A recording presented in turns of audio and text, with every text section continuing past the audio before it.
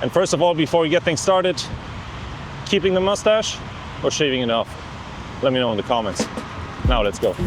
What's up everyone? Welcome to another episode. Today we're testing out if a road bike can also become a gravel bike.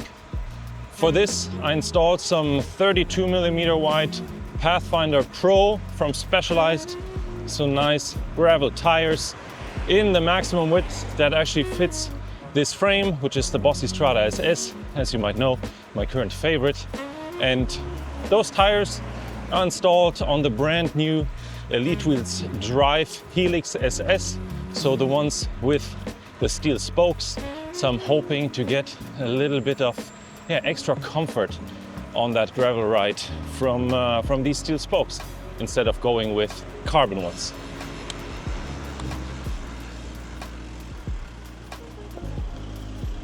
So I'm running both of my tires at 75 psi.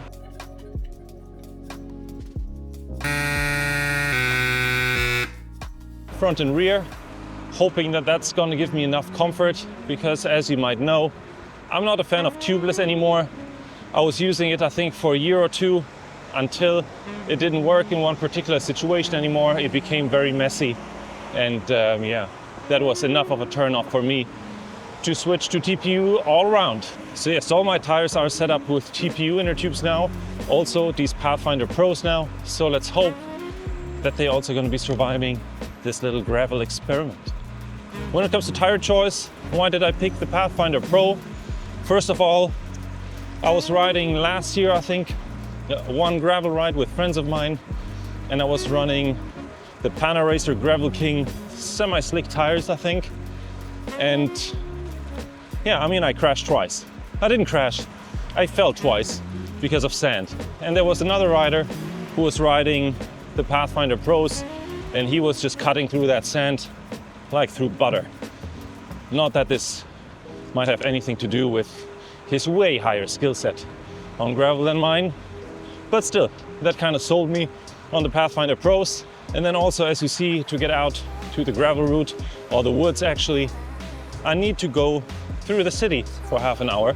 So I really like that those Pathfinder Pros have a nice slick center strip, which now I can already see is quite fast. What's going on here? Nice. Oh, legend. Good job, bro. So, then let's touch on the wheelset for a second. Even though these are the first kilometers that I'm riding with them, when I was carrying the bike out from my apartment, it actually did feel quite heavy, I gotta say. But then I also reminded myself that the wheelset that I had previously installed on the Strada was the brisk wheelset, which is below 1 kilogram. So that might not be a super fair comparison, being a super narrow brisk wheelset to this rather deep steel spoked drive wheelset. So it's nice. I mean, especially on the flats, I think we all know that once a bike gets up to speed, you don't really feel the weight of your setup that much anymore, except when you need to accelerate. So of course you feel it a little bit in this stop and go situation out of the city, but once you're up to like 20-25 kilometers an hour, you're actually quite fine.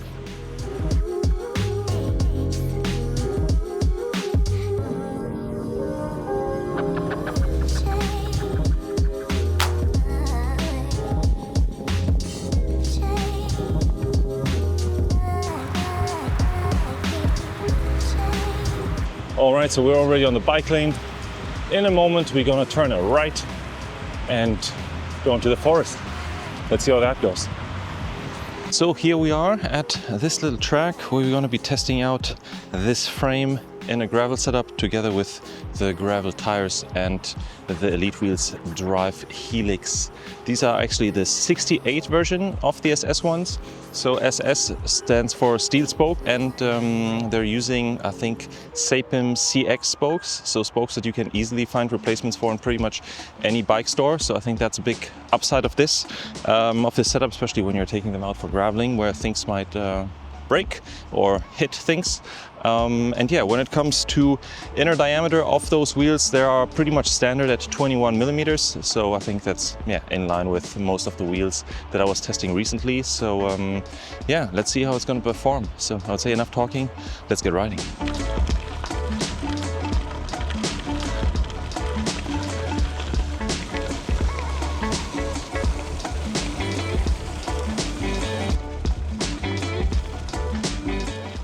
So I mean, I didn't bother switching to gravel shoes and pedals.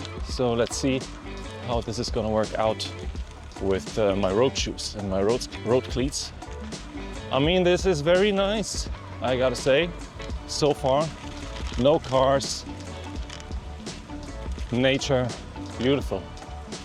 I can already see the rough surface with the stones underneath the sand / earthy ground, but it's nice. I think here the steel spokes together with the titanium frame, they do a very good job in dampening all this.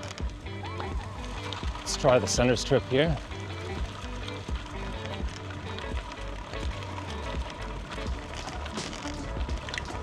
Also no issues.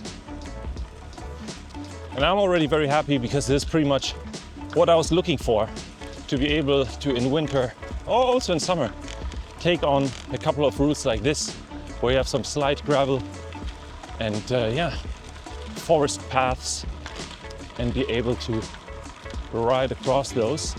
Now we see a bigger group coming up.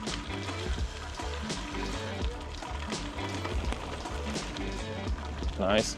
I mean, this is very different to being out on the road. This is really being away from stress, disconnecting. Very nice. No cars, barely any people. I might become more interested in this gravel thing. So while I'm riding here, maybe let me know in the comments, what are you doing for winter? Are you switching to a gravel bike, or are you mainly graveling in the first place? Or is graveling really not for you? So I really wonder if, as a little winter project, if I should set up a new gravel bike. Because you might know from the past on this channel, I had the Standard Pathfinder, which I now wish I wouldn't have sold. But somehow graveling wasn't really my thing. At least that's what I thought after 1 or 2 rides out. And having to deal with deep sands and stuff, it wasn't really fun. And but this is different. So especially with the leaves everywhere, especially on ground like this, where you have those big stones, you have to be a little bit more focused. I also guess this is where this kind of setup comes to its limits, because those tires are quite narrow for a gravel tire. And of course 75 PSI isn't, I mean, it is low, but it isn't the most comfortable and lowest of all tire pressures. So this is one of the reasons why I'm considering building up a gravel frame that gets some proper wide tires, and there I would then actually bite the bullet and go back for a tubeless setup to run those low tire pressures, to be able to basically just smoothly fly across those stones like here.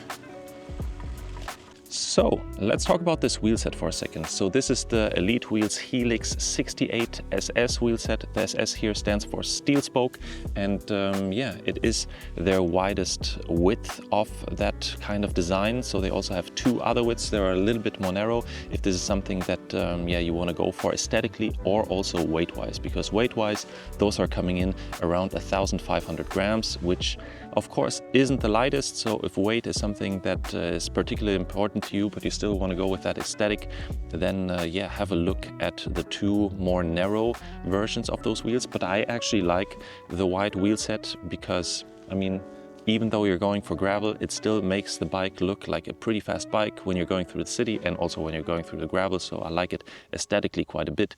And as I might have said already, that weight doesn't really I don't really feel it that much, especially when you're up to speed. And of course, my mind maybe also switched a little bit because I'm kind of thinking of gravel being something slightly slower and more comfortable in general. So it's not about like being able to take off super quickly from a red light. So yeah, I'm actually kind of fine. And yeah, I'm actually very happy that I'm able to ride these kind of tracks here in the woods. So I think this is something that I'm going to be doing more often in winter. So yeah, overall, I'm very, very happy with this wheel set, because even though I don't think that this was designed to be a gravel wheel set, but I've just seen steel spokes and I thought, yeah, steel is gonna additionally absorb road vibrations, additionally to the frame, the titanium frame itself. And yeah, it actually kind of works. It is actually quite comfortable, I have to say, even though those tires are not the widest, so I'm not maybe going as fast as I could on a proper gravel bike. But still, the first test with those wheels, I really like it.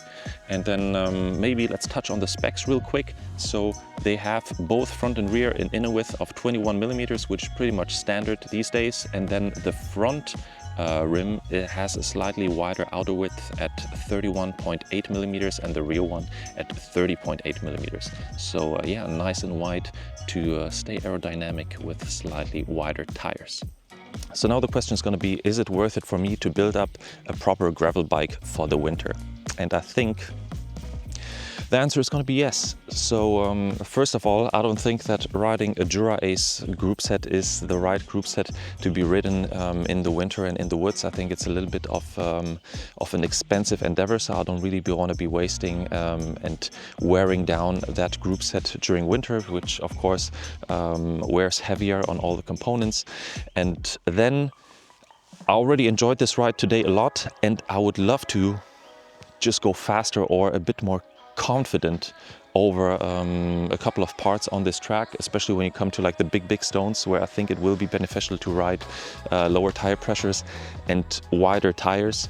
And yeah, here I can't mount wider tires on this frame because it's not designed for this. It's supposed to be a road frame, so I'm already abusing it quite a bit. But when it comes down to the essence of what this video was supposed to show, is that you can actually take your road bike and ride gravel with it and have some fun with it. So my recommendation would be just get a second wheel set. Now I can really recommend those Pathfinder Pro tires. I mean, I can already recommend them from just watching another guy just flying over sand, and now me being able to ride these tracks with those 32 millimeter tires. So yeah, my recommendation would be go for this, try out some gravel if you haven't, and yeah, let me know in the comments what you think of riding gravel in general, and if you're riding gravel, what kind of tires you're riding, at what width and at what tire pressures. Would be very interesting to learn from you. And yeah, I hope that you enjoyed this little slightly different video today. So if this is the kind of content that you might be interested in, consider subscribing. And if you like this episode, because I guess you might have because you watched until now, consider also hitting that like button, because it's going to help out the channel quite a bit. And with that, as always, I say thanks a lot for watching, and I'll see you in the next one.